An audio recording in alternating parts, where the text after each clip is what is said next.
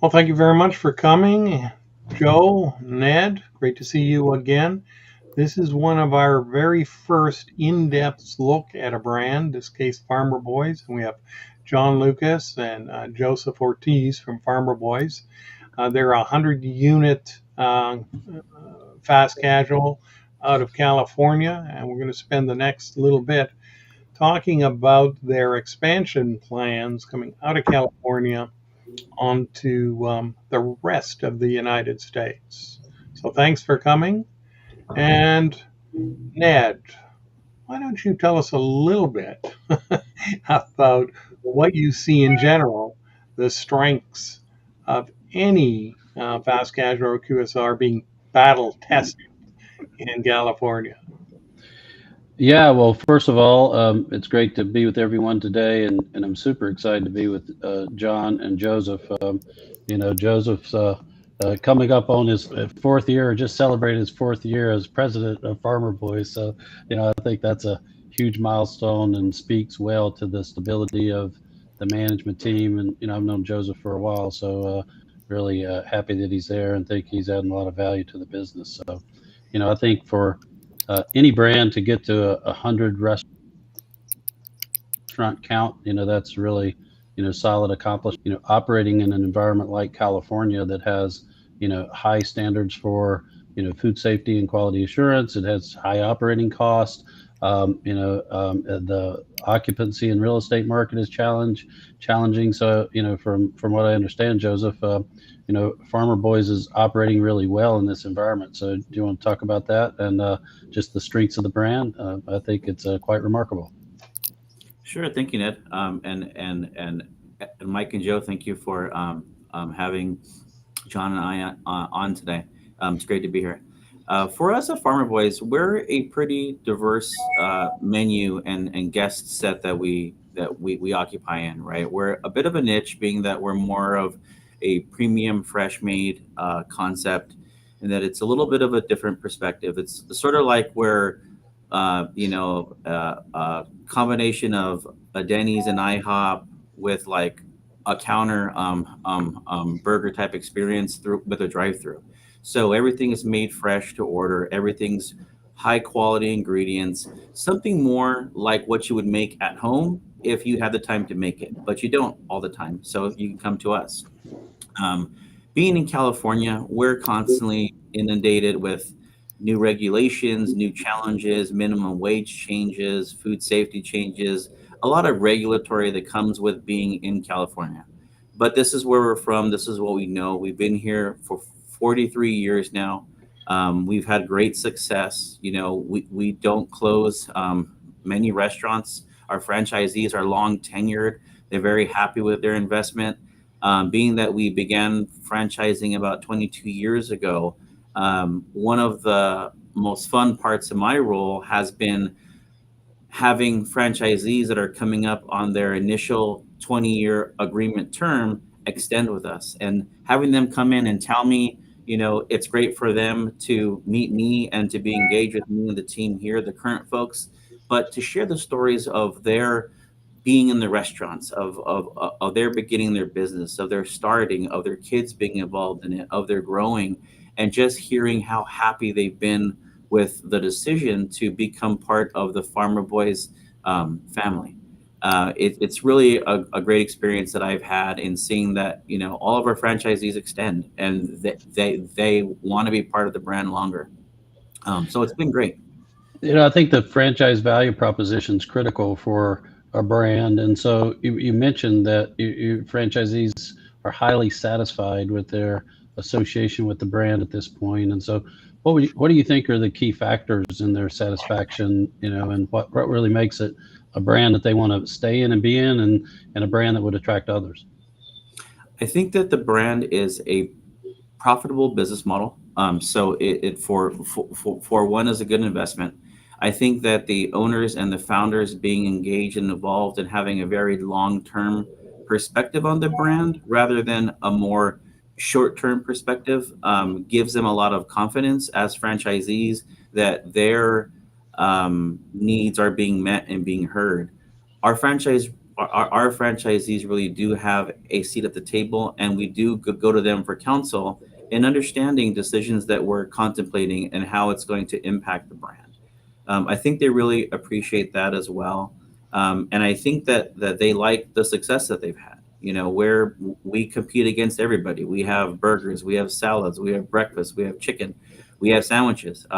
We're trying to do a lot of things a little bit premium and a little bit different, and we've been able to compete well over our tenure. And I believe the fact that we keep pushing the brand to grow, but to grow and evolve in our own skin, I think that's what they also appreciate, that we're not trying to be somebody that we aren't.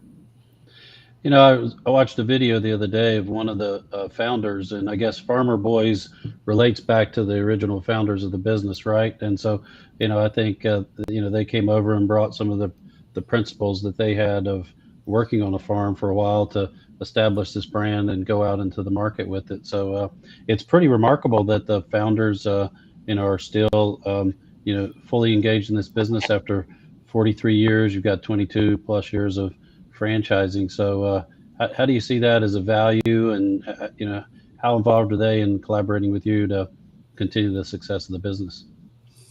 They're very involved. They're super engaged. They have a lot of ideas. They are entrepreneurs as much as the word could be used to describe somebody. They take risk, but they're judicious in what they do. They debate a lot amongst themselves with us, challenging ideas. They're not afraid to look at new things and evolve, but they do so with a very prudent mindset. And I think just for me, having their experience and their knowledge, having gone through recessions, having gone through challenges, when COVID was upon us, they looked at it as, our brand, it's hard to sink it. We've been through a lot. We'll get through this. We'll survive. Right. And I think that their steadying nature for the brand is a true asset for us, because they don't get shook very quickly. They look at the markets, they look at what's going on with minimum wage. They look at a lot of different things that might shake other brands and make them begin to make decisions hastily. They don't do that. And I think for us, it's a great aspect of being part of this group. It's amazing that they have that vision and that confidence and that steadfastness, in association with the brand. So that's remarkable. How do they view like franchisees? So, from a franchise value proposition standpoint, or franchisees as a stakeholder in the business, like what's your and their take on, franchisees and how you like to engage with them culturally? I would say if our cooks to our founders are probably the most critical people in the organization. After them, it's our franchisees, and their whole mindset is, if we have healthy relationships with their franchisees and they're healthy businesses running a consistently profitable business model, everything works after that. Our franchisees and us, generally speaking, we have great relationships. And that's a testament to the culture and the sort of dynamic that they've fostered with the franchisees over the year. They're particular about who we bring in, about the fit with the organization, the culture, about the understanding of what somebody wants to get out of being a franchisee, because there's different types of franchisees out there. And they're very particular and involved in the processes, and want to know, what's our thought process with different potential folks who would come into the organization, because we have such a great culture and dynamic and interaction with our franchise community. That's not anything that we would ever want to change.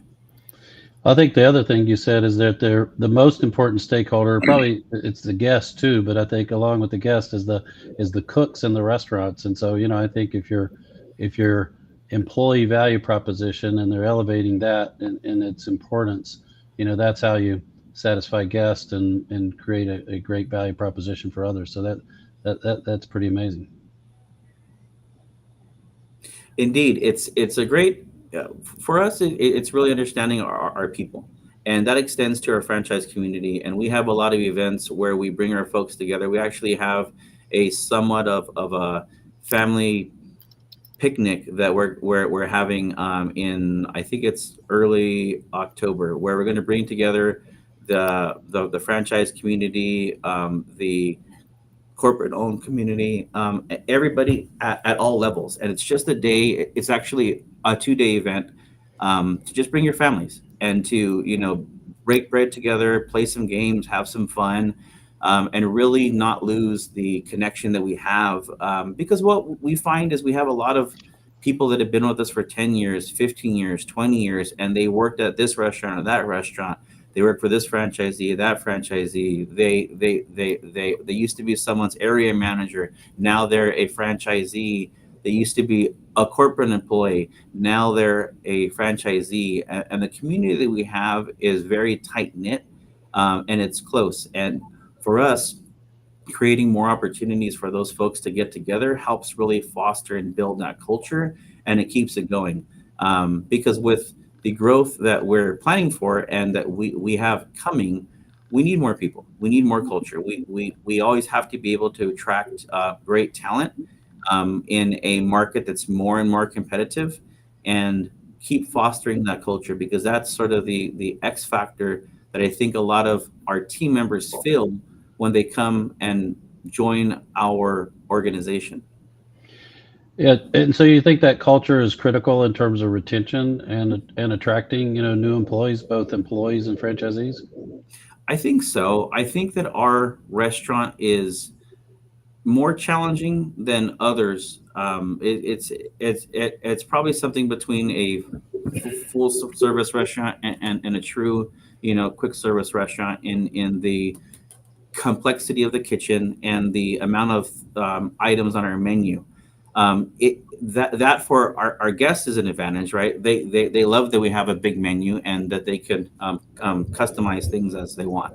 But it does make the restaurant a little bit more challenging to run. And for our team members, having a good culture and a good team that you can count on, so that people show up, that they do their part, that everyone's hustling, everyone understands what the process is, what the game plan is. People don't call off for unnecessary reasons.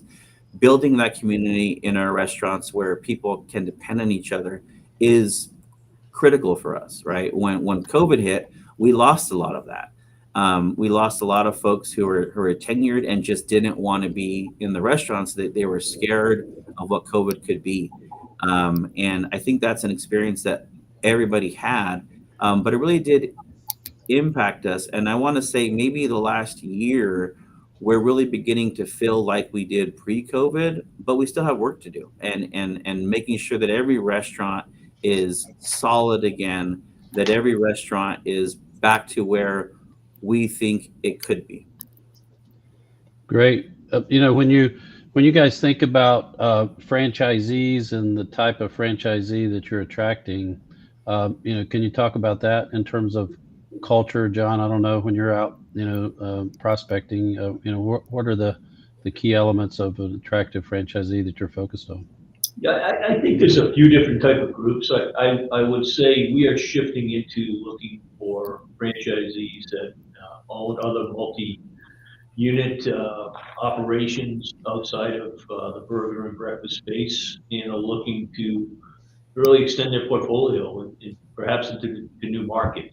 But we're looking for franchisees as well that are aligned really kind of with our culture and character, and really understand that this is an engaged relationship. It's not just making an investment in a way. It's really it's a partnership, and we want our franchisees to be involved, to give us feedback, let us know what's working, what's not, and how we could, approach our business better.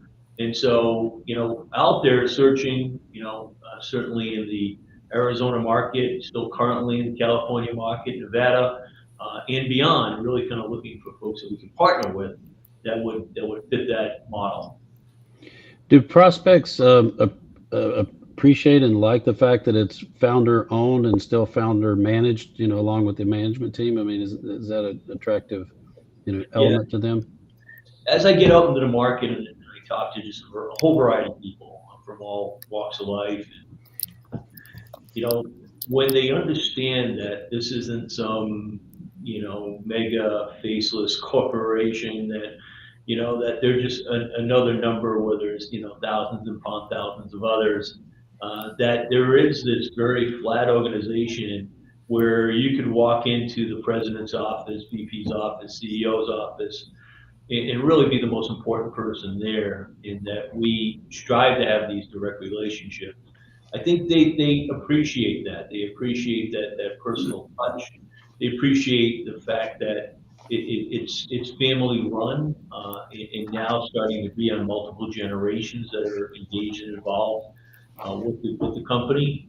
And I think that understanding that they're going to get a high degree of support from the founders and from the leadership team, but also from the field support team, where it's very much a high touch, engaged relationship. I think when they compare that and contrast that with some of the other folks they may be talking with, that they see the difference and appreciate that. That family element, or that founder connected element, is powerful, I believe. And then yet another element that I've heard you guys talk about is community. And I think communities you're building within your employee base, your franchise base, but also being connected to the communities that you operate in. So could both of you talk about that from both a community engagement perspective, and then maybe even a sourcing perspective, where you're sourcing fresh products and they're local, and how's that activated within your system? I could take the community part, and maybe Joseph can speak to the sourcing part.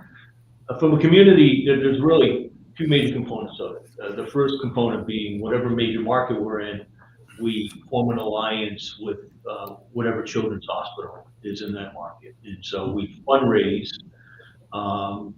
throughout the year, but also having some events that drive some significant funds in those markets. In the case of the local one, Loma Linda University Children's Hospital, here based in Loma Linda, close to Riverside, we've raised over $1 million over the years for them. And so it's something we take very seriously. Is children's health, and it's something that our founders are passionate about.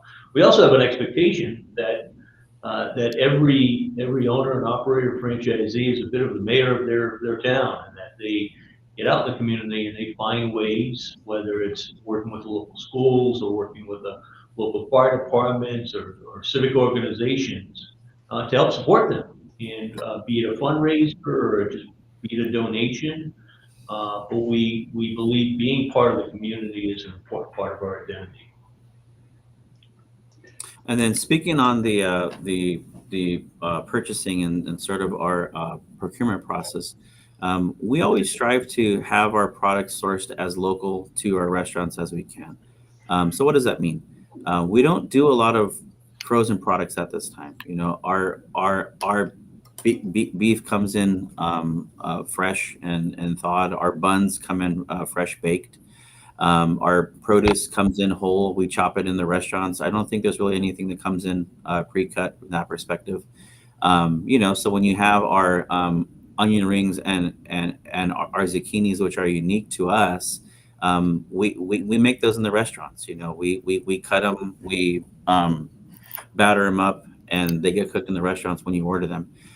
We believe that the farm aspect of what we bring to the around, getting that taste and that higher quality and experience as a guest, right? And getting food, and as a consumer, getting food closer to the source, where it's fresher, where it's off the vine, it's better quality, it's a better experience, it tastes better, and that's ultimately what we try to deliver to our guests.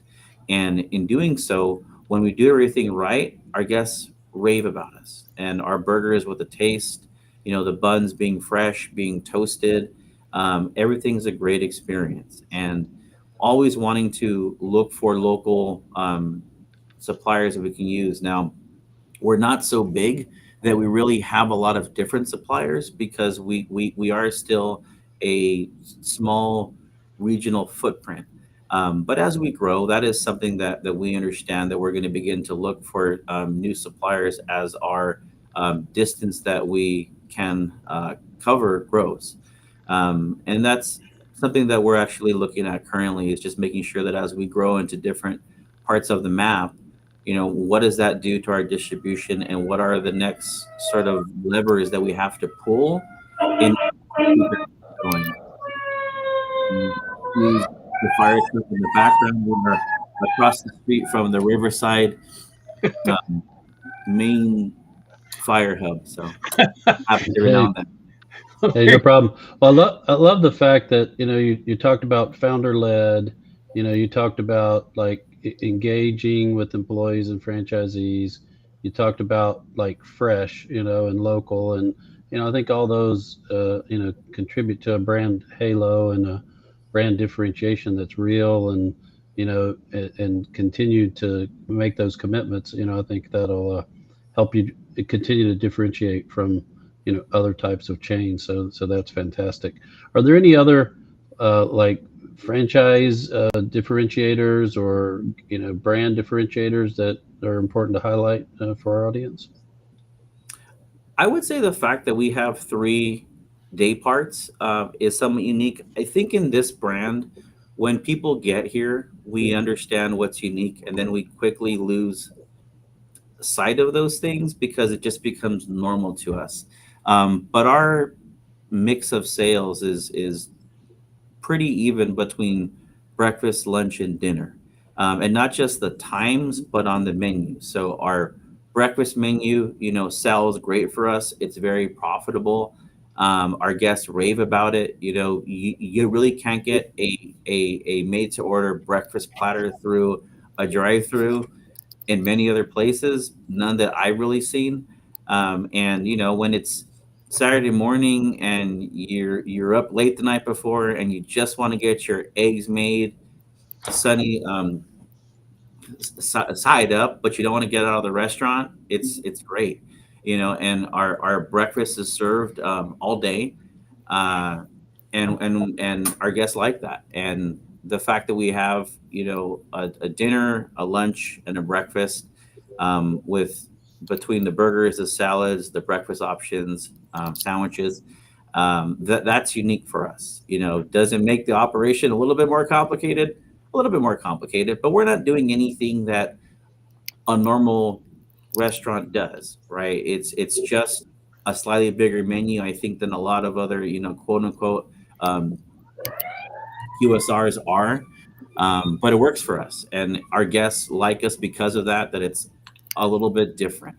But I do think that the fact that we have three day parts is unique, and an advantage of us, because it allows us to look at locations and sites that might be night and weekend business and it works, or sites that are more like during the day, breakfast lunch locations. We're able to look at different sites that maybe other brands wouldn't typically look at. And in doing so, that gives us a little bit more ability to find those sort of nugget locations and that are at a good rate, and allow us to build a restaurant that's healthy and profitable there. When you collaborate with existing franchisees or new franchisees on site selection, and thinking about the dynamics you were just talking about, like what support service or what development model do you guys like to deploy in working with franchisees? Yeah, so I can take that one. So we have a in-house real estate department that works very closely with the franchisee on site selection. And then we have a director of construction that basically walks them through the entire process, really from start to finish, to getting the doors open throughout the pre-opening process. 10 weeks out, we get very engaged from an NRO standpoint. We have director of Sorry about the sirens. We are, as you said, we are literally like 100 feet away from our Why fire. don't you just go out and feed the guys and say, stop, stop, come here, we'll feed you. Get off the truck. The fire department loves us, Mike. They do. So we have a director of NRO that's been with the company for 23 years and just an expert in all things operation. That kind of takes over from there and gets their team ramped up. Typically, when we're developing with current franchisees, they'll also be part of that training activity. With new franchisees, support is certainly more substantial than that. But that's kind of it from start to finish. We have the in-house components and support to really kind of walk them through the entire process, right from selection to grand opening. And if I'm a franchise prospect, you know, do you guys help me find and actually, you know, work on procuring and acquiring real estate, or am I allowed to procure my own real estate, or is it a combination of both? Yeah, so it's a combination of both, and we do you know, actively work with a number of different brokers in the different markets that we're developing. And so we typically will go into that conversation warm, so to speak, and know, you know, really kind of the corridors and the areas that they should be building in and where the opportunities lie for the brand based upon the analysis that we do with the real estate team. And so, you know, we are open to, you know, a number of different approaches to this. But we typically, you know, because of the leverage the organization has, many times what we'll do is we'll buy the land and we'll sublease it back to the franchisee. It allows us to move the process quicker, and candidly, it often allows us to get a more beneficial rate on whatever sublease that we'd be passing on to the franchisee. That's great. There's a comment made by Laura Wilbur, one of our audience members today. Says, "California battle tested for 4 decades!" Exclamation point. Love the commitment to community too. So you know, I think that that says it, and you know, it's really exciting aspect of the brand, and I'm sure that's going to continue. What about your expansion plans? You're expanding in California, and then you're Are you planning to expand into adjacent markets now? Yeah, so there's a few markets in California we would love to expand into. You know, starting south, San Diego, we have a presence in Escondido. We'd love to continue to build down south, but also lots of opportunity up north as well. So really Sacramento north. We're currently having some conversation with a developer in the San Francisco areas. I think the East Bay area, San Francisco, lots of opportunity for us.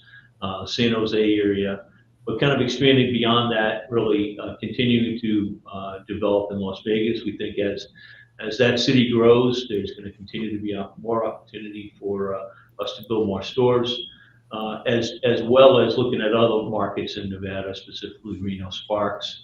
And then, you know, thinking about Arizona, we have an opportunity to expand past the Phoenix area. We have 3 franchisees in the greater Tucson area. I think there's going to be plenty of opportunity for multiple franchisees in Arizona.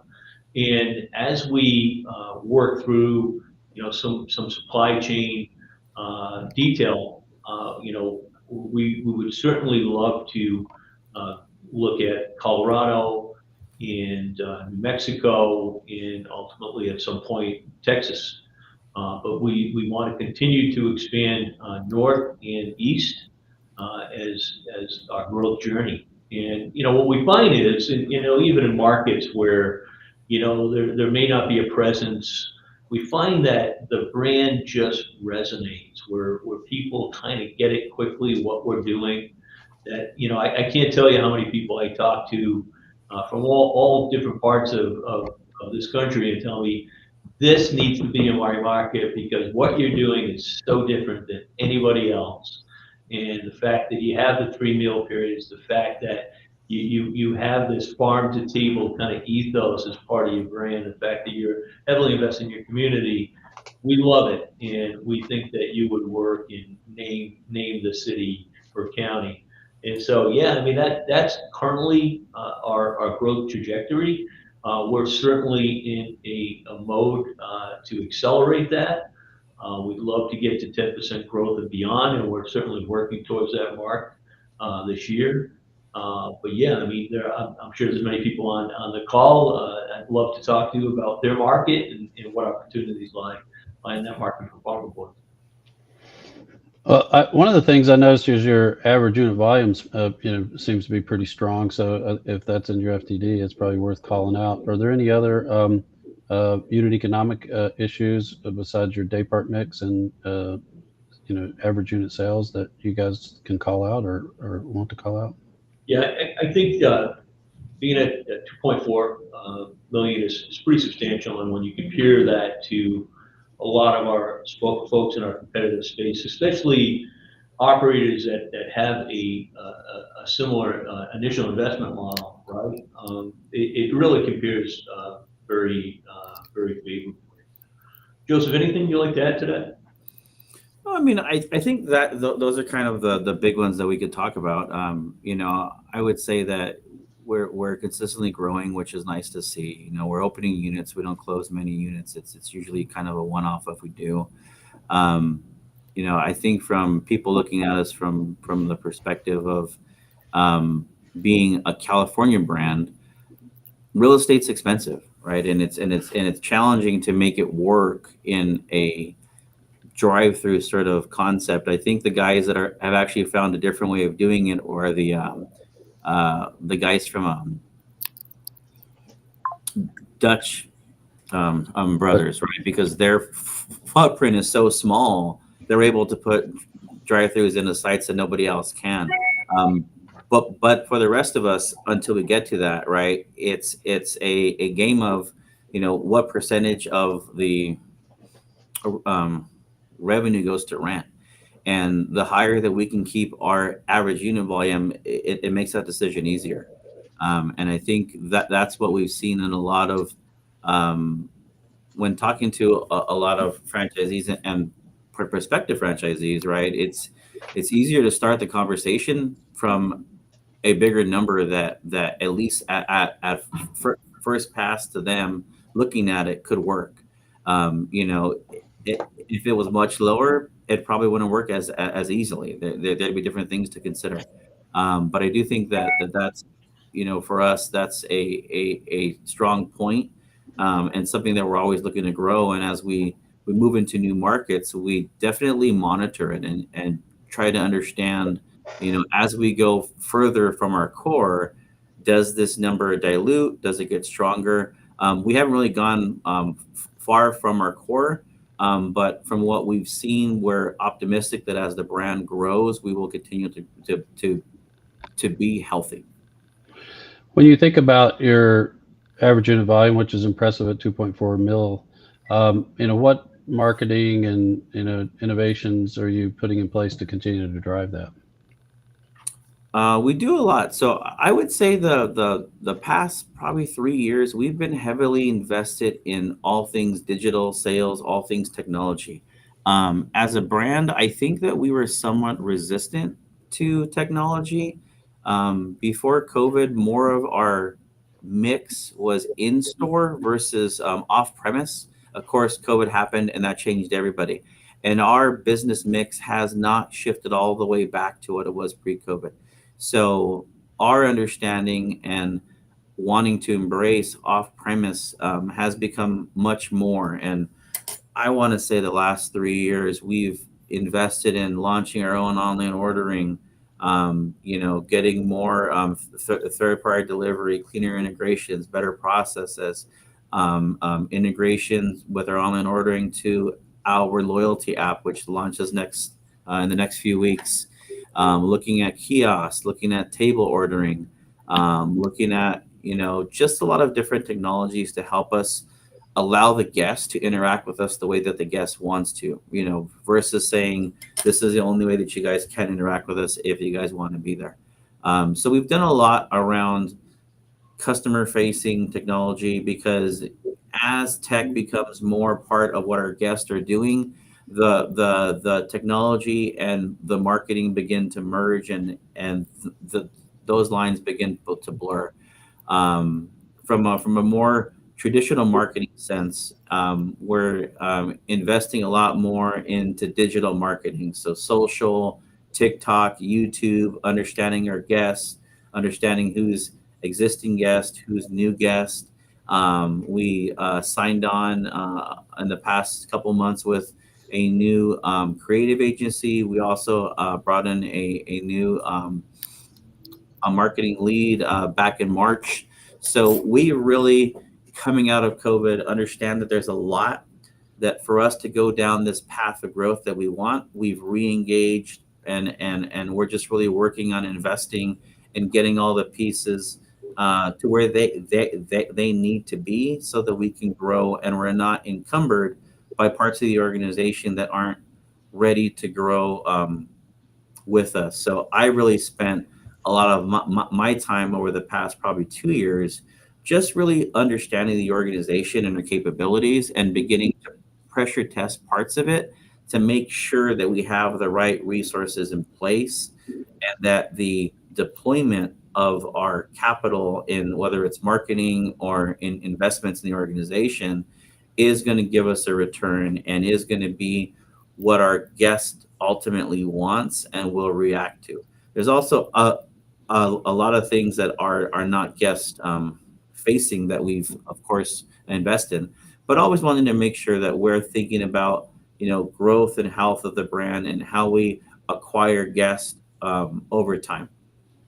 There's a question from Kayla Dillon, and she asked, "What technology has been the most impactful?"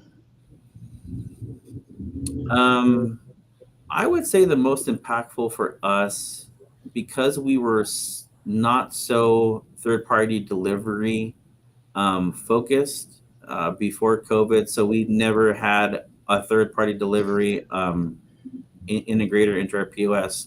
So when I got here, we were doing all the tablets still. I would say that as basic as it is, was probably the most impactful because it allowed our guests to order from us the way that they wanted to during COVID, which was super critical. But it also made operationally much easier. But I think that's not so much anything to us that's unique. But it was the most impactful. I would say beyond that, launching our own native online ordering capability last year has been great for us. Our guests are gravitating toward it. We've worked to get our loyalty program tied into it. We're always looking at that piece of our business and making sure that it's appropriate and it's something that the guests like and they want and they get value out of.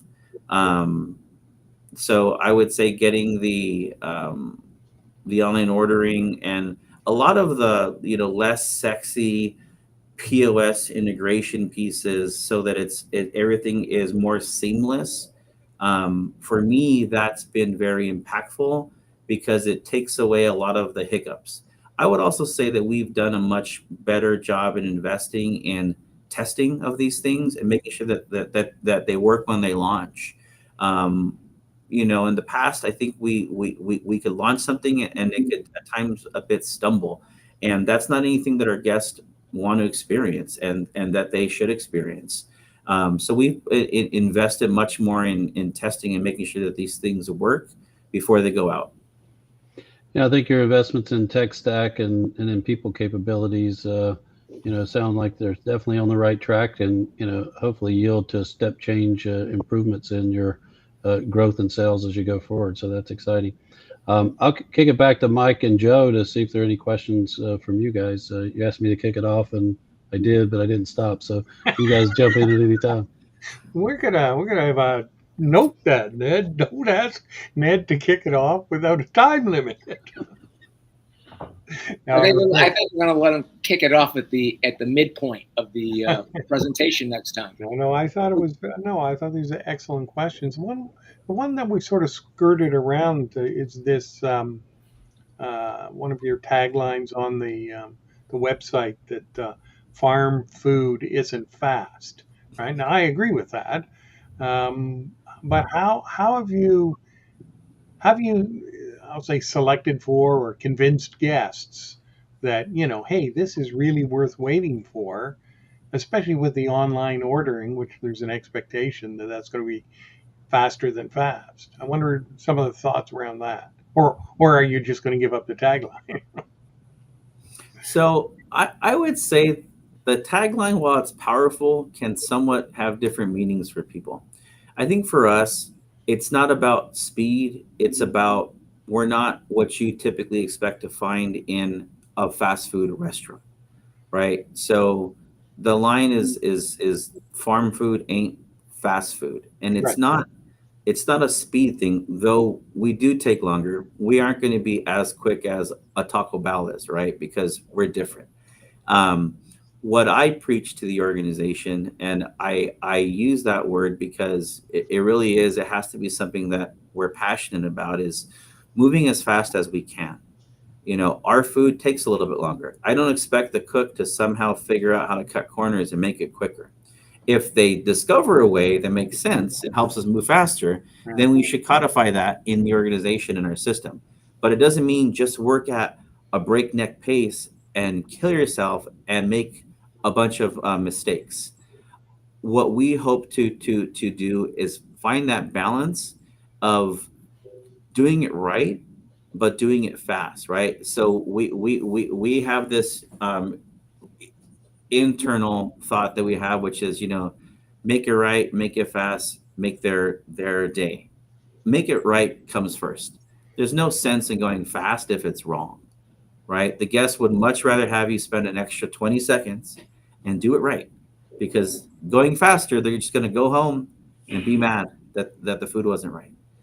So for us, understanding speed is something that we're really focused on right now, and figuring out ways to change the system or tweak it so that we can have more throughput and get people through faster. But I think more than that, we also want to become more predictable, right? A lot of guests during lunch will say, we'll look at a line at a drive-through and think to themselves, do I trust those guys or not? Am I going to get out of here in like for 5 minutes, 8 minutes, or is it going to take me 10? Or is it, some different number? We want to make sure that our people are cognizant. As I mentioned earlier, pre-COVID, we were much more of a dine-in brand. It was different than it is now. And in that, we internally viewed somewhat the drive-through as a luxury for our guests, where a sit-down restaurant that happens to have a drive-through. COVID changed all that, but it also helped us understand that that might not be how our guests use us and how they see us. And getting our people to be more cognizant of the fact that there is somebody there in line waiting, we should understand if their order is moving or if it's stuck, and we should be looking for that. Wanting to get things unstuck when they're in the line is my number one sort of thought process in that, right? It isn't changing the whole menu. It is, looking at new technology to help us move faster, but it's also just building a culture of recognition that there are people waiting for these. Their time is valuable. We want to have the same care and respect for them that we would hope that other people would have for us as guests, and wanting to be more predictable in that and moving as fast as is reasonable for our brand. So we don't overly focus on speed. It's not our a number one priority. Our first one is making sure the food is right and the guests get what they think that they're paying for every single time. And in doing that, we always want our folks to understand our guests' time is valuable, and they will give us the time to make the food that they ordered because they know it's a little bit different and it's made fresh and it's not like other places. But we also can't take that for granted as a brand. That's a good explanation. I like that. Joe, what do you have? I have three questions. I have two Three? for Joe. Three. I have two for I Joe. just asked you for one. Did I look like I was asking you for three? Go with the first one. We'll see if you get three. Yes, I will. I will go with the first one. You have breakfast all day long at Farmer Boys, Joseph. What is the mix? How does that impact the mix of menu throughout the day? What percentage of the 3 day parts is breakfast menu items attributed to, you think? I wouldn't know off the top of my head. What I would tell you is anytime anybody says we should stop doing breakfast all day because it's operationally more complex, we do analysis of it and it never makes any sense. It's enough the rest of the day that we wouldn't ever really take it away. If it was 1 to 2% the rest of the day, we would probably consider changing that because it would make more sense operationally. But every time we look at it, it doesn't make sense to really change from having it all day. We find that our breakfast burritos sell well throughout the day. They're portable, they're big, and people like them. So the breakfast platters tend to not be most of the day. Those tend to be more on the weekends and in the morning. But the burritos sell throughout the day well. So you know every time we look at it, it just doesn't make any sense to really go away from what we're doing. Plus, we have a lot of guests that come to us because they can get breakfast throughout the day. Well, sounds like a strategic advantage to me for the consumer in reaching them. That because you've figured out how to do a complex operation for all 3 of these day parts, you can deliver on the promise. Do you think that that also has a beneficial impact to the overall food cost with the breakfast items versus the other items on the menu? It definitely does, right? I mean, if you look at a burger, a chicken sandwich, there's a huge chunk of protein in there, and those are the costs that swing. Our breakfast items, are typically meats that don't swing as much, with the exception of bacon in California because we vote for interesting things here. So it is what it is. But it's egg, right? And it's cheese, and it's bread, tortillas, hash browns. From a perspective of food costs, breakfast for us is a great day part. It's strong because of that, and it helps us give a more balanced mix when it comes to cost. If there's a bird flu and eggs go up, yeah, that happens. But it's generally short lived, and eggs come back down. Beef and chicken tend to be a little bit stickier. So for us, I think the ability to have those big premium chicken and beef items, but also mix in a bunch of burritos or pancake platters, right, where there's just not as much cost, really helps us manage the the food costs across the basket of products that we have. What I like, I'm hearing, because breakfast all day is part of the guest value proposition. It sounds very, very strong for Farmer Boys, but it's always nice when a guest value proposition aligns with a franchise value proposition for people who want to invest in the brand. That is very strong. I like hearing that. And thanks for explaining that, Joe. So I'm going to ask John a question. John, I know that you're focused on Arizona, in particularly Phoenix, and you and the real estate team have been focusing on doing preliminary site work. How many units do you think you can fit in Phoenix, and how many franchisees does that sound like to you guys?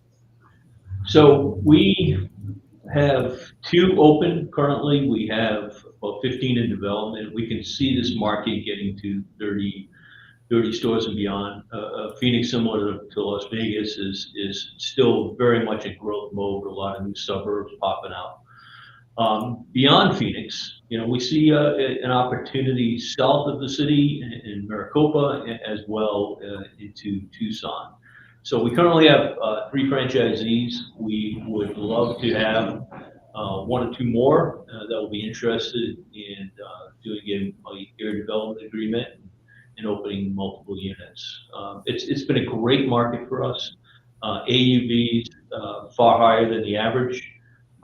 We definitely have resonated significantly with the communities out there, and we couldn't be more excited about developing out there. Well, let me ask you this following question. How many of those 15 sites are ready to go to turn over to franchisees? Well, they all are, but they're all currently spoken for. But we are looking beyond that, and we have plenty of other areas that we'd like to develop into that haven't been spoken for. So there's going to be plenty more sites coming into the pipeline that we're going to need to line up with franchisees. Fantastic. Okay, Ned, back to you, buddy. Yeah, well, first of all, I think that focus on like market penetration, is great from, a brand awareness standpoint, from an efficiency standpoint. But I think it also ties back to all the things you said about community and local and commitment. And, once you're there and can really establish yourself in that major way, then, I think that just feeds on the brand and feeds into your success. So that's exciting that you got 15, projects there. So, I think we've been focusing on, I guess the key, brand attributes and the brand appeal, which seem to be clear. Is there anything you guys want to reemphasize on, brand appeal and the brand that, just stands out from, other options for, franchise prospects or guests? Yeah, if I could take a stab at that, I think Farmer Boys is unique in the marketplace. I think, again, with the 3-day parts, with really kind of our fresh approach to local sourcing through our community involvement, when you kind of rack and stack us against the other competitors, there's really nobody that does what we do well. There's a lot of folks that are, burger brands that dabble a bit in breakfast and have that as a small component of their sales mix. And, there's other brands that may have a salad offering or two or some sandwiches. We have premium products in every one of these categories that it is at a higher quality level and candidly, priced just a little bit above our competitors, that it's just very different than what you're getting out in the marketplace. And so I think that unique approach, where it's not just another burger brand, it's not just another sandwich brand, I think really, I think is one of our chief selling points. And I think as well, I think the fact that, we are engaged, involved, we're small, we're nimble, we have a terrific leadership team, we have a founder team that's still very much involved and very passionate about the brand, but particularly about the brand's opportunity and growth. That is unique as well. We have no plans to go private, to go public rather. I think, as Joseph spoke to, the fact that we focus on the long term, we focus on what are the right moves for the brand, what are the right investments, in an effort to pull the brand forward rather to drive stock price, which is often the case. It's just very different than some of the other folks out there that we are competing against. And so definitely shifting into growth orientation, definitely looking for some high quality franchisees to join us that would fit into that mold, and would love to talk to you. I would add to that too, is we're not trying to overly complicate this thing, right? Our business model works. We have a lot of low hanging fruit. I think that we're behind on technology and digital and sort of all those things, but I think that we're investing rapidly to catch up to where we could be, and then to move beyond that. Internally, we're focused on sort of 3 key points that we always want to look at what we're deciding to do and make sure that they fit into one of those, right? We always want to be building a compelling brand. How do we double down on our brand? How do we make it stronger? How do we do more of what makes us great? How do we give more of that to our guests? And how do we evolve, right? But being true to who we are and what makes us special. The second one is we always want to deliver a memorable guest experience. To me, that's how do we become more consistent? How do we do a better job of being more consistent with, whether that's auditing, better standards, easier to execute processes? How do we deliver a more consistent, memorable guest experience? Because every interaction with our guests is an opportunity to make their day. And we know that if we do that every single time, our guests will tell the world about us, and that's the best marketing that we could ever have. The last one is always ensuring that we have a profitable business. You know, a lot of brands get in trouble making decisions in the short run that don't give them that long-term ability to sustain and be strong and healthy. We're always keenly focused on remaining a profitable, healthy business. You know, we don't do an overly aggressive amount of discounting. We know what our product is. We know what it cost us to deliver it at a fair price. We don't do a lot of things that are going to dilute the brand long term.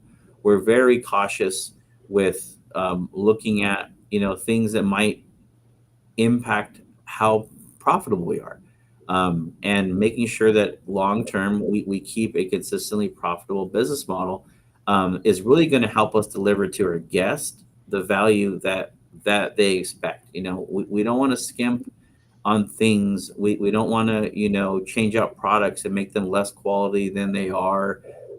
We don't want to take shortcuts.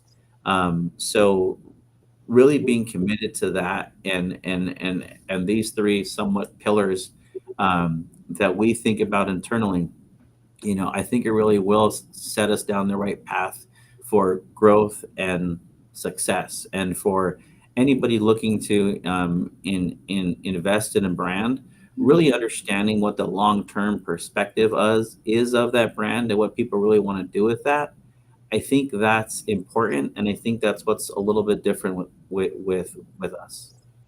Great. I think that's an amazing way to sum it up, Joseph. And the cool part is it ties back into your core values and what you guys are focused on. We do have one question, and that is, what's the biggest opportunity you have today? Other than talking on this show. For me, I would say the biggest opportunity, knowing that what we want to do is grow. I think our biggest opportunity is doubling down and investing more heavily into development and training. I think none of this happens without strong people and quality people and a culture that, you know, people feel like they were brought in, they were trained properly, that they got to acclimate to the environment, and they know what they're doing, and they feel like they know what they have to do to be successful. And if I do these things, I'll be successful. And I've been trained. And, you know, COVID really shined a light on a lot of things that we need. We have to keep getting stronger at, right? And if we're going to open up, you know, 17 restaurants in the pipeline, 30 restaurants, 40 restaurants, we need people. And we need to know how to develop them and train them and to get them to be where they feel successful fast. So for me, I would say that's one of the biggest opportunities currently, is just working more to develop our training systems and processes, so that we can develop the people that we're going to need to open all these restaurants. Fantastic. Very Mike, good. back to you. Well, that was fantastic. We're going to hear from Overtime. We're going to hear from the founders. We're going to hear from some of your franchisees, and so we'll get their perspectives. I'm sure they'll align, but there'll be also different points of view that they'll want to express. So I'm looking forward to that too. Guys, this was great. Thank you very much. We'll talk to you soon. Thanks. Fantastic. Bye-bye. Thank you, guys. Great to Appreciate see you, it. Joseph. Take care.